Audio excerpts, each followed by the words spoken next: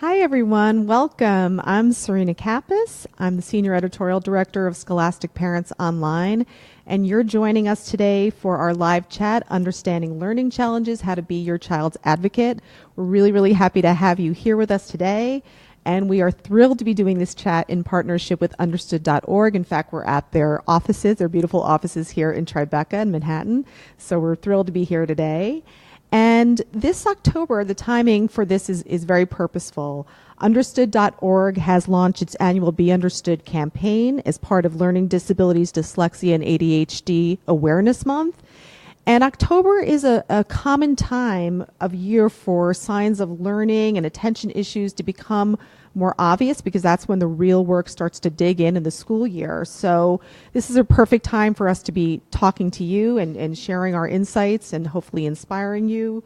And an interesting stat is that learning and attention issues impact 1 in 5 kids, but can go unidentified or misunderstood for years. And that's one of the things that we want to address today in our chat. And just a little bit about Understood. Understood's mission is to change this fact by encouraging early identification and support. And the reality is that learning differences impact how you learn, not what you learn, what you can learn. So that's something really important to note. And with proper support from parents and teachers and community, that really can make all the difference in a child's life. So I want to, without further ado, introduce you to our special guest today. Joining me here is Bob Cunningham. Hi, Bob. Welcome. Thank you. Bob is an advisor in residence on learning and attention issues for Understood.org. He is the head of school at the Robert Louis Stevenson School and the executive director at the Purnell School. And a little bit more about Bob: he is a professional advisory board member for the National Center for Learning Disabilities, the NVLD Project, Story Shares, and several other education-related nonprofit organizations. Previously, Bob was the head of school for the Gateway Schools in New York City, and Bob has been a teacher, evaluator, and administrator in several public school districts. So, Bob, we're thrilled to have you with us today to offer your guidance and expertise, so we're really happy to have you. And then over here is Sandra Kasdan, who is the parent of 2 daughters, one who's a teen with dyslexia who was first diagnosed in 2nd grade. And Sandra is a tax attorney who left the workforce to help her daughter with the help that she needed, and she's very active in her school district's special education parent group. In fact, she led it for several years, and that group successfully advocated for Orton-Gillingham training for all elementary school teachers in the district, which is amazing. And she's currently the treasurer on the board of trustees for New Eyes for the Needy. And so welcome, Bob. Welcome, Sandra. We're really happy to have you with us today.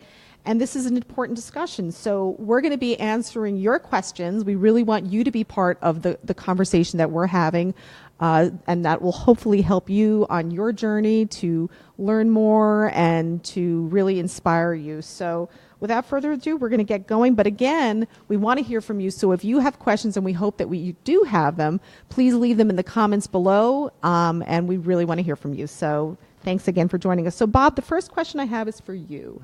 And the question is, how would you define exactly what learning and attention issues are? And why do we talk about learning and attention issues rather than disorders or disabilities per se? Sure, thanks. So learning and attention issues are brain-based conditions that affect the way people learn, or their ability to pay attention or stay organized or process information, that sort of thing. At Understood, we use learning and attention issues instead of some of the other vocabulary and language that's out there, because when we were building Understood, we did a lot of research with parents. Understood is a site for parents of kids with learning and attention issues, so we wanted to be as responsive as possible to parents. And what we heard loudly and clearly from the parents that were part of our research was they wanted a term that was very accessible to them, that didn't stigmatize, that made them feel good about them, their kids, and the people that they were working with. So We gave them a whole bunch of choices, probably 30 or 40 different labels or descriptions, and the one that overwhelmingly was chosen as most comfortable, most accessible to the parents was learning and attention issues. The other reason that we use learning and attention issues is that when we talk about learning and attention issues, we're talking about kids who are identified with specific learning disabilities or with various disorders like ADHD or dyslexia, and also kids who are not yet identified and who are, having trouble but haven't been through evaluation processes yet. Does that make sense? Yes. And as a follow-up question, and this is a question that a lot of people ask, is what do we know about the causes of learning issues? So some things, not everything. We know a lot, but we don't know it all. We know that there's a hereditary component to most learning and attention issues. We know that you can see a lot of learning and attention issues in people's brains when you use fMRIs and those kind of medical tests. So we know that these are brain-based. We know that they affect specific areas of the brain, and we know that heredity and genetics play a big role. That's kind of where the understanding is right now. There are a lot of other ideas about what causes learning and attention issues, but most of them really are kind of theories and ideas at this point. So we stick with heredity and with the brain science and with the genetics as the most likely explanations. Thank you, Bob. And Sandra, I have a question for you, which is, can you talk about your personal story with learning and attention issues with your daughter? So my daughter Bailey is 8 years old. When my daughter Bailey was 8 years old, she was first diagnosed with dyslexia. She had been struggling before then, but I didn't apparently realize it. We hit second grade, and she was all of a sudden she sort of hit a wall.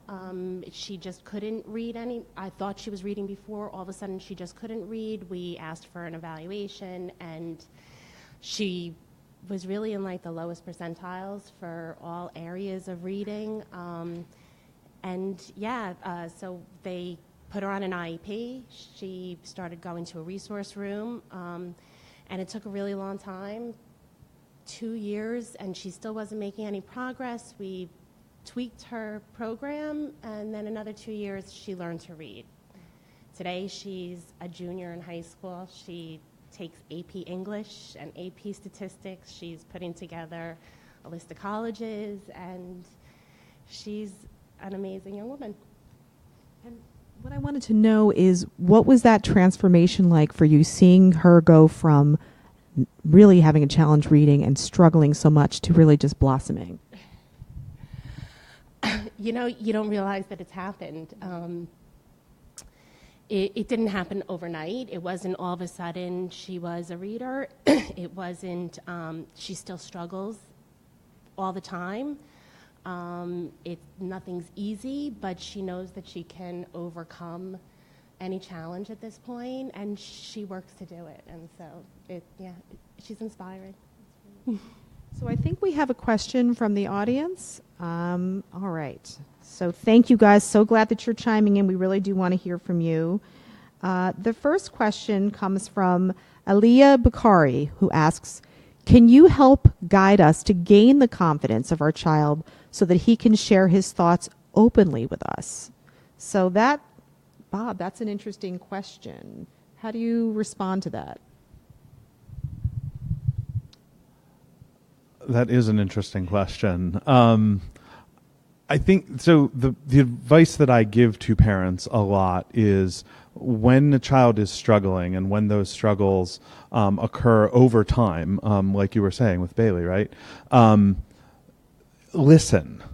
Listen to what your child is saying to you, far more than telling or far more than you talking about what's going on. And so if you use kind of open-ended questioning strategies, and you can Google that, open-ended questions, you will get good suggestions for how to kind of lead someone in a conversation without offering your own point of view and your own opinions, your own perspectives, or your own facts, right? So what you really want to know is, what is this experience like for your child? And so joining with your child in that conversation and saying things like, that must be difficult, or that must be challenging, or I can see how that would be hard for you. Like, those are good phrases to use to establish that trust and comfort level with the child, so that he or she is more willing to open up about what is actually happening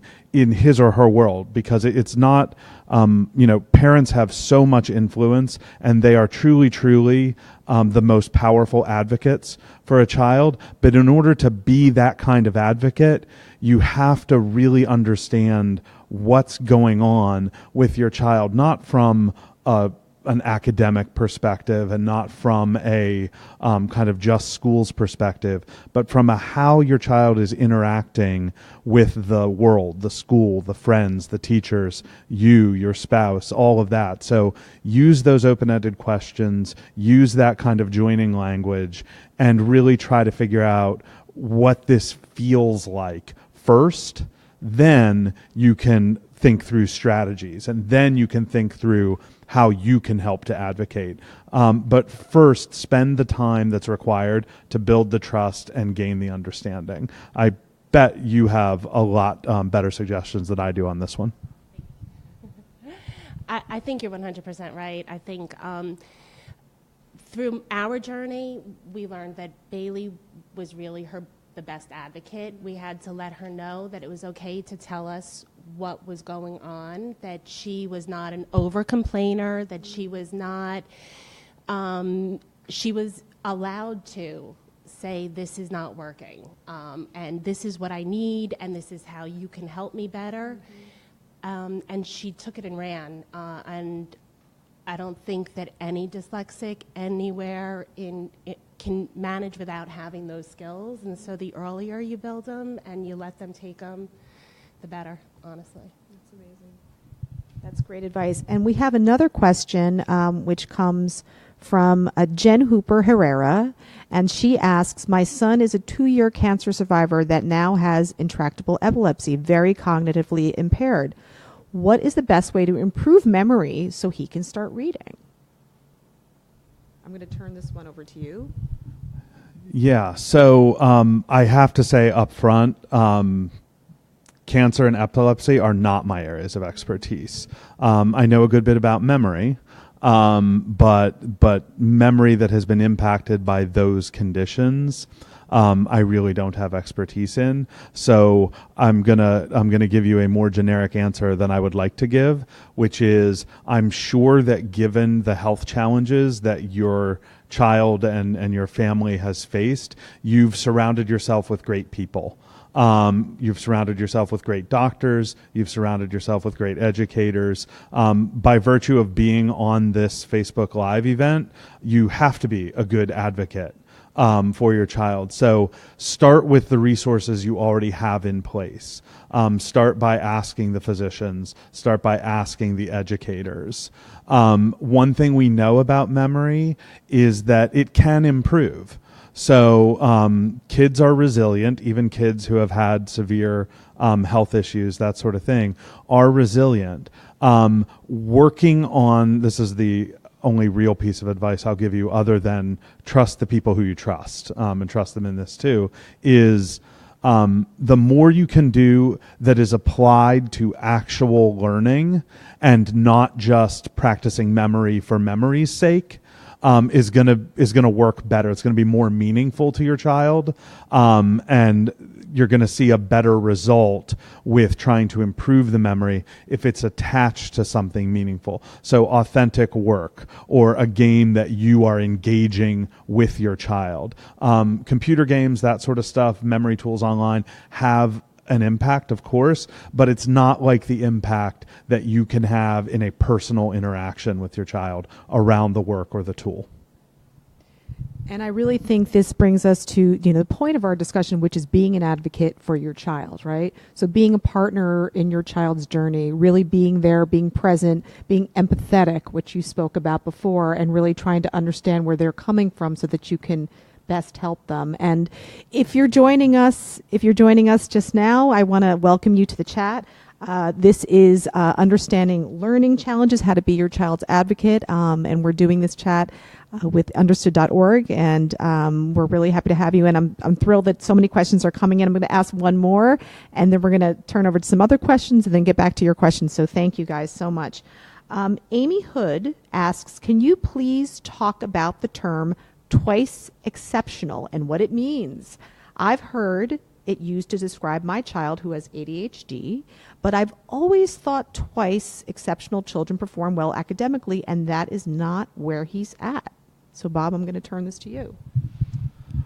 So twice exceptional is a term that's used kind of widely around kids who have challenges. You said ADHD, so challenges with attention or with impulsivity, that sort of stuff, but also have sort of recognizable talents in kind of an extreme way too. So whether that's kind of what we used to call intellectual giftedness, right? So a kid who's really smart and really academically capable, that sort of stuff. But it can also be a kid who is an incredibly talented artist, a kid who's an incredibly talented musician, a kid who excels in specific academic areas, that sort of stuff. But normally it's this combination of extreme talent or giftedness and learning issues or attention issues, that sort of thing. And this just goes to the heart of kind of what it means to have a learning and attention issue.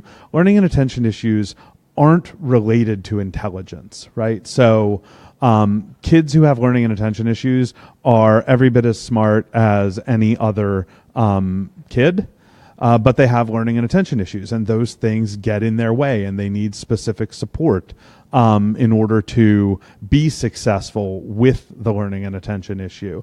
But identifying interests and passions and talents, I'm sure you'll speak to it, Sandra, is so important when it comes to helping or advocating for a child with learning and attention issues. But it's really that combination of kind of giftedness or extreme talent and learning or attention issues when we talk about twice exceptional. So, Sandra, we'd love to hear from you on this question.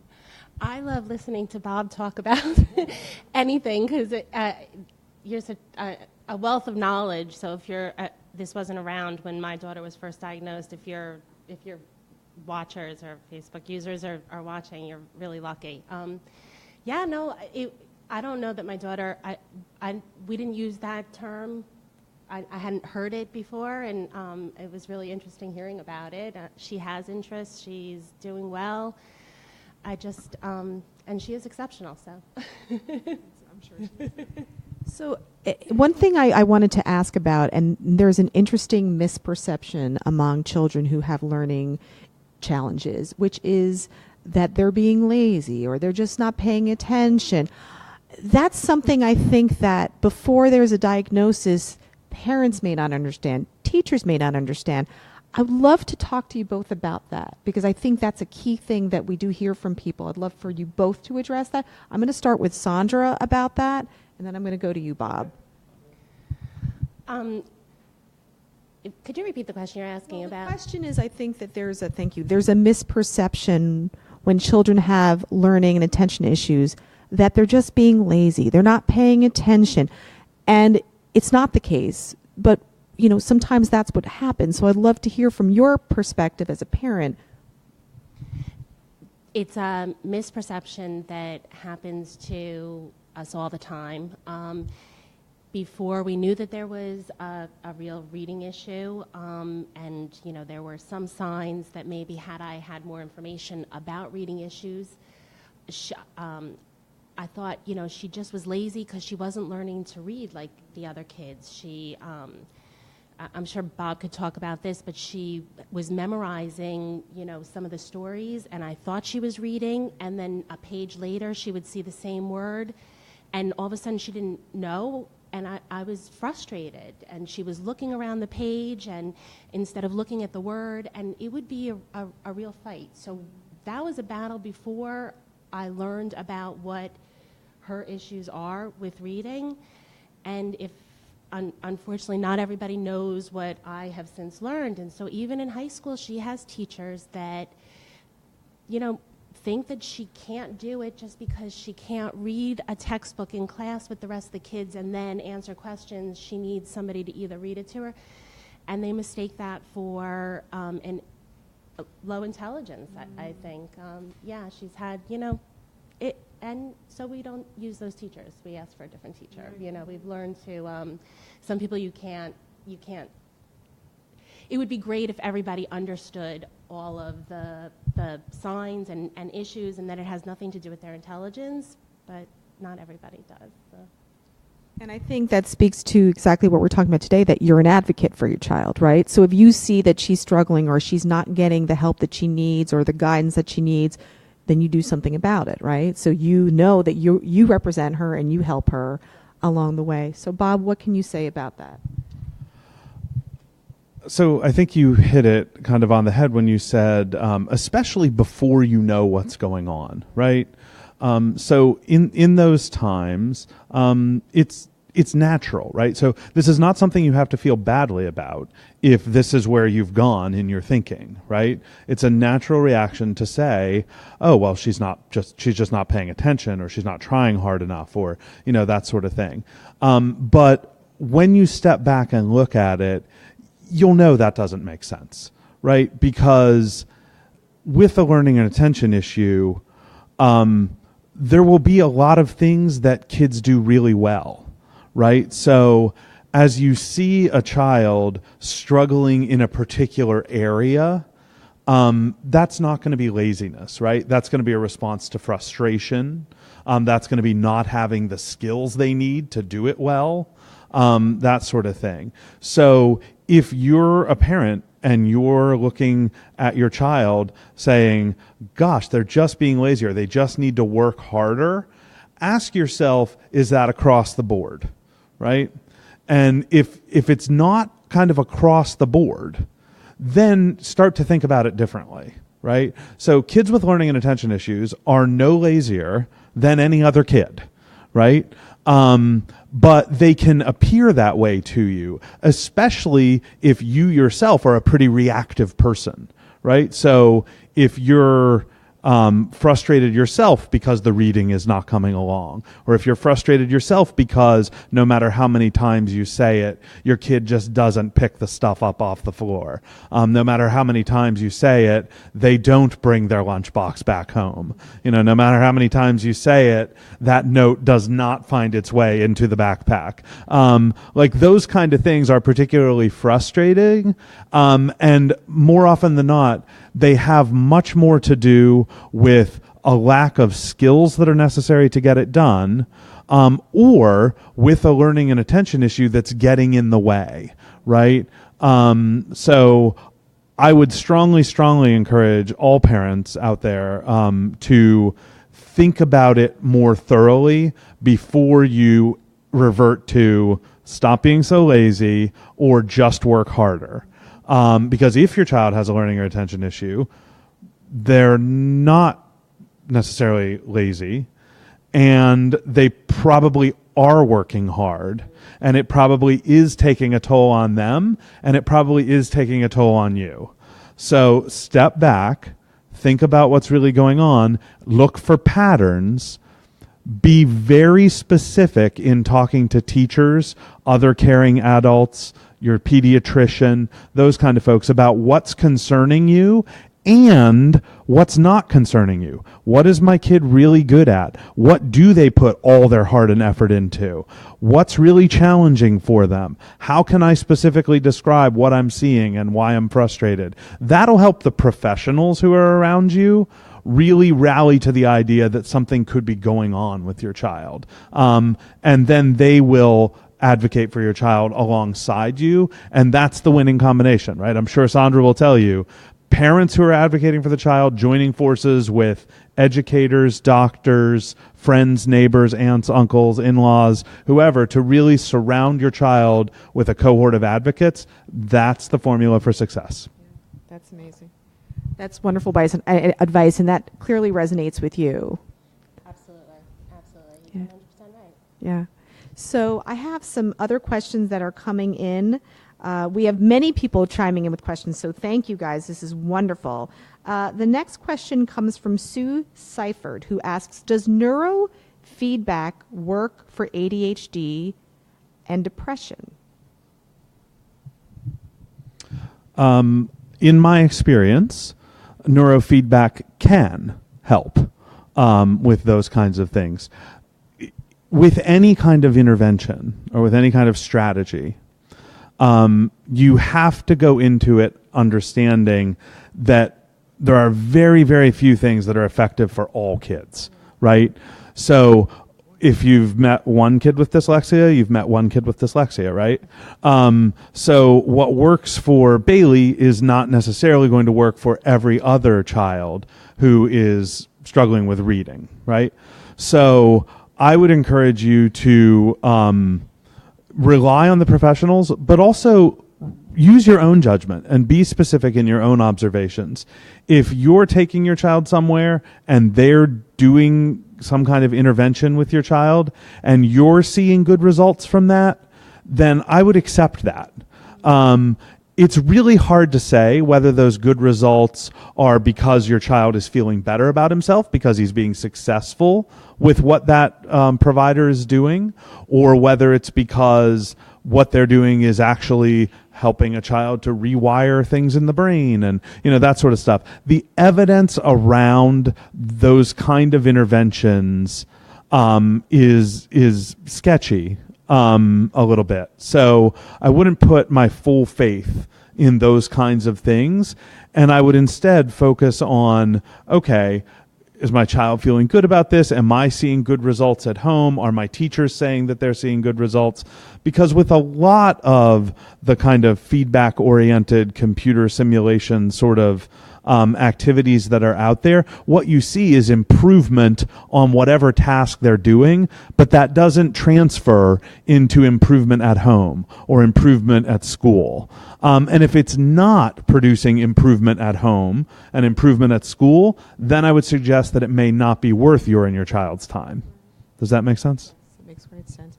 And Sandra, I wanted to ask you, in terms of getting the diagnosis that Bailey ultimately got, what did you need to learn as a parent to become her advocate? Because I think this is the question that probably plagues a lot of people. Well, I don't know where to begin. I don't know what services she or he can get.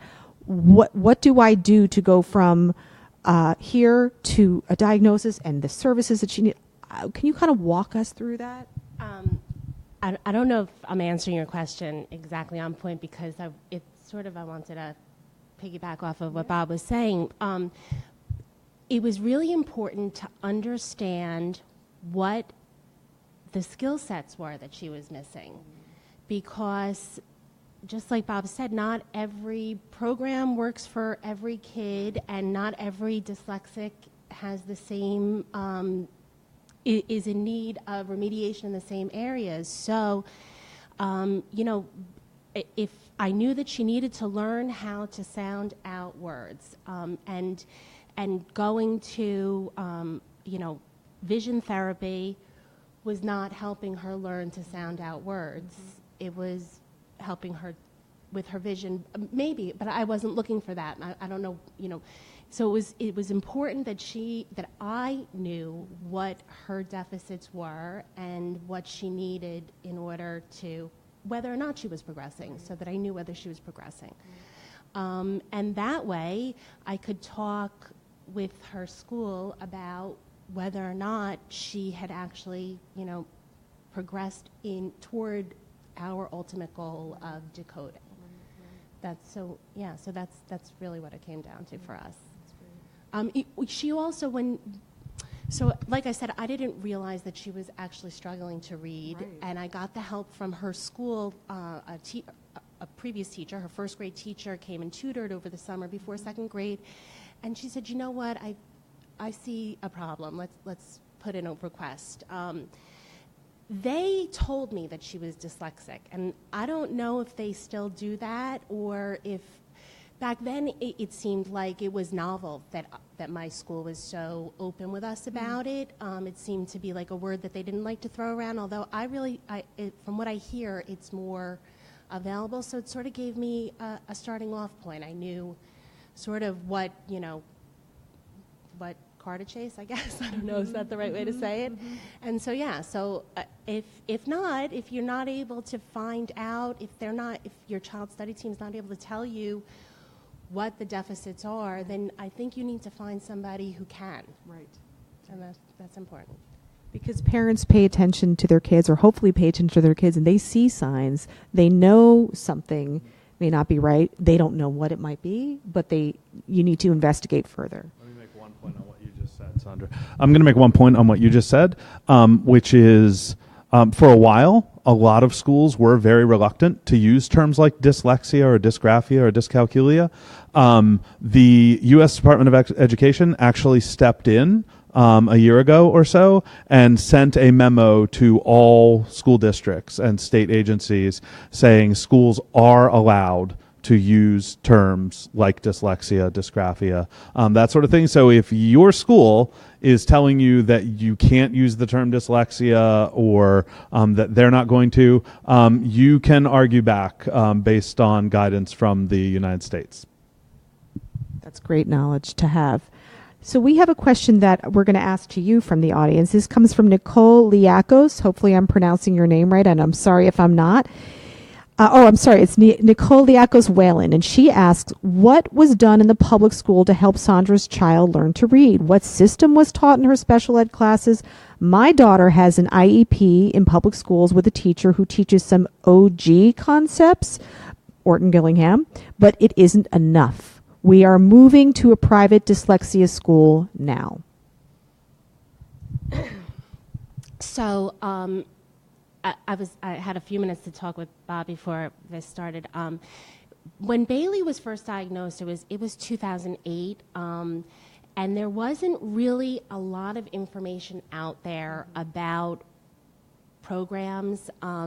They actually put in Bailey's IEP Orton-Gillingham, and that seemed to be, from whatever I could find, it was impressive that it was in the IEP. Like I said, everything worked perfectly up to when we left with this beautiful IEP in place, because the teachers in her district weren't trained in Orton-Gillingham, and this Orton-Gillingham was very amorphous. I didn't know what it meant. I Googled like crazy, and I could not find anything. If you handed me the Bible and said, this is Orton-Gillingham, I would say, oh, thank God. I just didn't know what these words meant, and there wasn't information available for me as a parent to find out. So I was sending her to a resource room where I believed she was getting Orton-Gillingham, and the teachers believed she was getting Orton-Gillingham because they also lacked the information that, and so we spent a long time in a program that, if it was Orton-Gillingham, it wasn't teaching the specific skills that Bailey needed. She needed to learn the 6-syllable types. She needed to learn how to blend letters. She needed to learn how to break them apart. And she also needed to learn 2nd and 3rd, and as she got older, 4th and 5th grade skills like how to, use varied sentence structure and commas and all that other stuff, in addition to kindergarten and 1st grade skills of breaking words down into little syllables.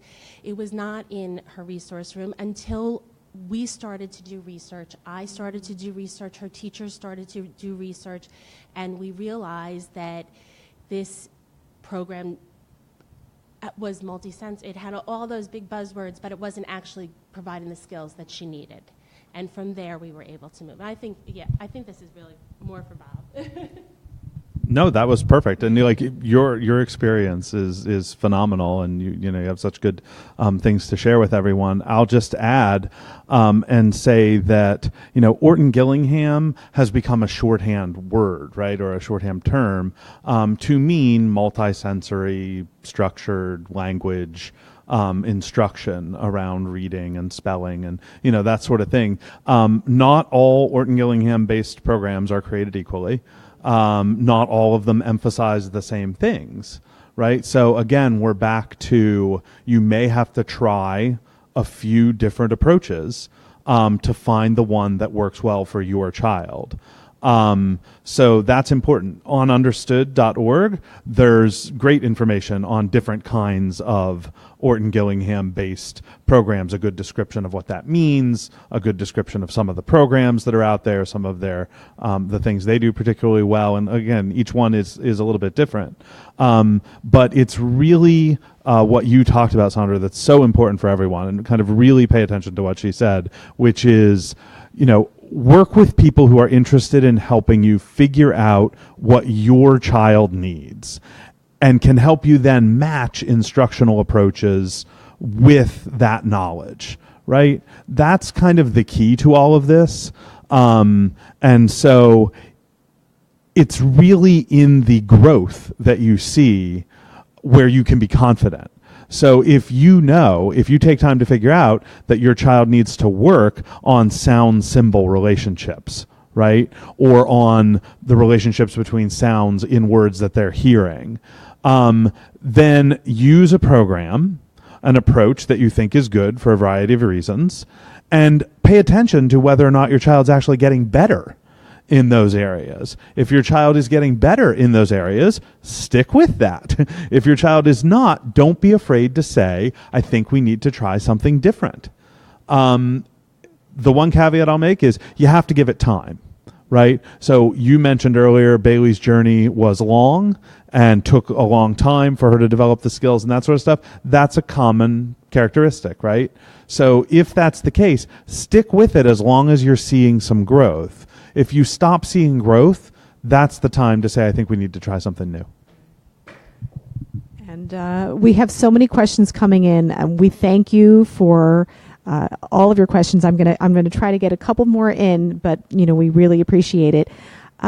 So here's a question from Heather Butterworth. She says, "Any help with me doing online public school for my son with ADHD with focusing?" Yeah, so it sounds like you've decided that an online school is going to be effective for your son. So hopefully that's because you've taken time to figure out kind of how he learns, what he needs. You've talked to great people, you've worked with great people, and this is the decision you've made. A lot of times people will jump to an online school thinking that will take away some of the negative effects of learning or attention issues. It does not. So just make sure that everyone is aware of that being in an online educational environment, your learning and attention issues may impact you differently, but they will still impact you. So if a child has difficulty with planning and organization, or difficulty with reading comprehension or those kind of things, like just being in an online environment is not going to solve for those things. Right? So that's super important. The thing that I will say to you, particularly, it was Heather, right? The thing that I'll say particularly to you is monitor closely how your child engages with the online environment and the different aspects of it, and figure out which elements are most impactful in a good way and which ones are most detrimental or least successful, and then use your ability and the relationship you have with the online provider to say, okay, let's move in this direction, or let's emphasize this more and this less, that kind of thing. Because one of the things they do offer a lot of times is flexibility, self-paced versus synchronous, all of that kind of stuff. So you can shape it a little bit. And I would encourage you to really do that based on your observations of how your child is interacting with that environment. Online is just another kind of tool in a parent's repertoire.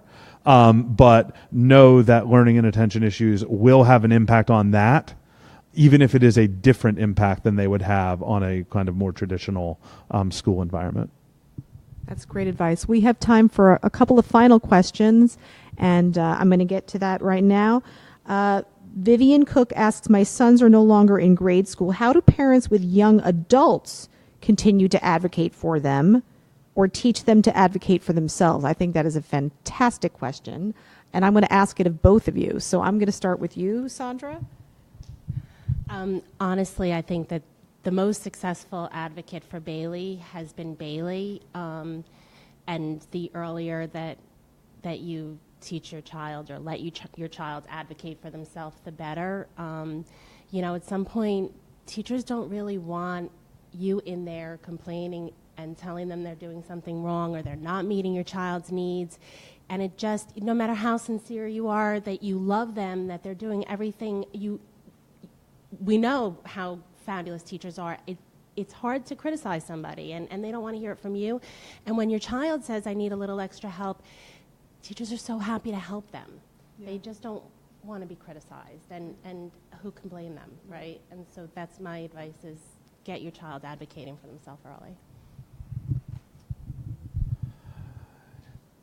So, like I said, the impact of learning and attention issues can change over time as your child gets older and that sort of stuff.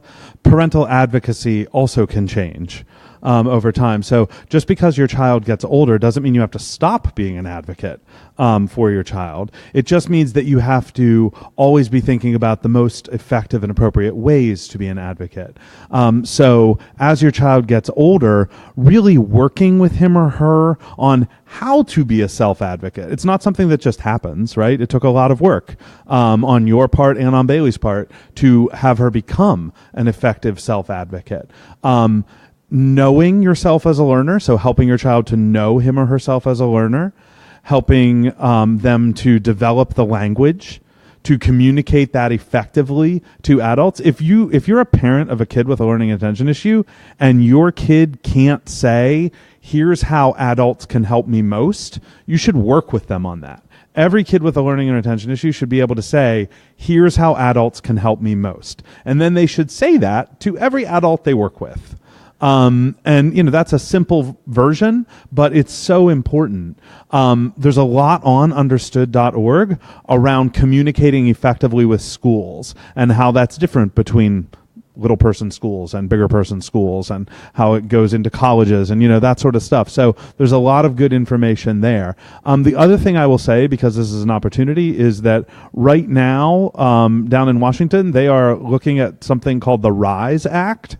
And that is going to have a profound impact on kids with learning and attention issue as they transition into college, them and their families. So if you are inclined at all to be politically active, this is an opportunity. Get in touch with people. Let them know that the RISE Act is important for families and for people who have learning and attention issues. And it's great that Scholastic Parent is providing this forum, because I'm so impressed with the number of questions that we're getting and with how insightful the community here is about themselves and their kids. So I'm hoping that we are being helpful. But this is a great job by Understood and by Scholastic Parent. Thank you. Well, we really, really appreciate all your incredible questions, your insights, and clearly you want to be more involved and understand more. So we're thrilled that you joined us today. I thank Bob. I thank Sandra. And for more resources about learning and attention issues, you can go to scholastic.com/parents and understood.org.